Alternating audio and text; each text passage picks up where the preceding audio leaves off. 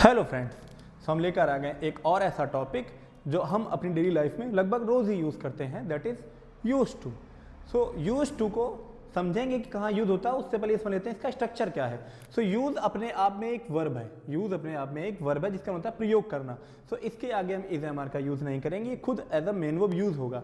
बस क्या करना है, टू के बाद आपको वर्ब की फर्स्ट फॉर्म का यूज़ कर देना है। ये हो गया इसका सिंपल सा structure, use to plus verb की first form. Now the question comes कि यूज टू का यूज करते कहां पर है। सो आप ध्यान रखेंगे क्योंकि ये डी लगा, ये सेकेंड फॉर्म है। सो यूज टू का यूज पास्ट में करते हैं। आप कहां पे करते हैं? जब सब्जेक्ट कोई एक्शन या फिर काम, जब सब्जेक्ट कोई एक्शन या फिर काम पास्ट में आदत के तौर पर किया करता था, जो उसकी आदत थी। जैसे कि मैं बोल दूं कि राहुल दौड़ा करता था, मतलब कि राहुल ये काम लगभग रोज करता था।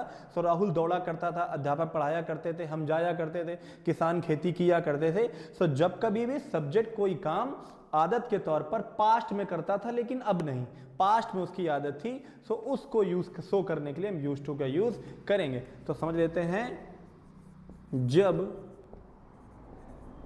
सब्जेक्ट कोई एक्शन या फिर काम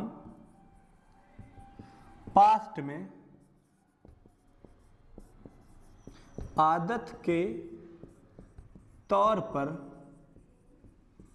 किया करता था। जब सब्जेक्ट कोई एक्शन पास्ट में आदत के तौर पर किया करता था, तो उस केस के लिए आप यूज टू का यूज करेंगे। चलिए इसका एग्जांपल देख लेते हैं। लिखा मैंने, राहुल नाचा करता था।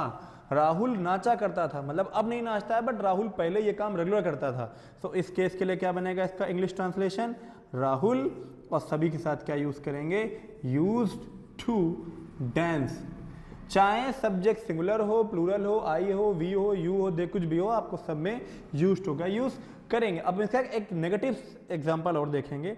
जैसे लिखा मैंने, मैं पढ़ाया नहीं करता था। मैं पढ़ाया नहीं करता था।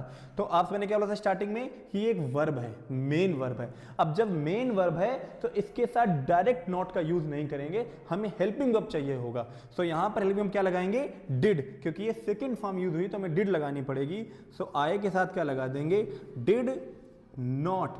आई डिड नॉट, और इसकी फर्स्ट फॉर्म होती है यूज।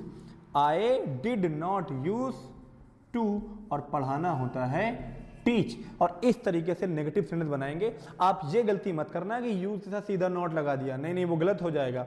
जब कभी भी यूज टू का नेगेटिव बनाते हैं सो डिड नॉट यूज करते हैं, डी हट जाता है क्योंकि डिड लग चुका है। So I did not use to teach, इसका नेगेटिव ध्यान रखना है। इंट्रोगेटिव बनाओगे तो भी डिड का यूज करना पड़ेगा, क्योंकि ये खुद में एक वर्ब है, इस वजह से हमें हेल्पिंग वर्ब डिड का रिक्वायरमेंट होगा। सो यूज टू का यूज कहां करते हैं? जब सब्जेक्ट कोई काम पास्ट में आदत के तौर पर किया करता था।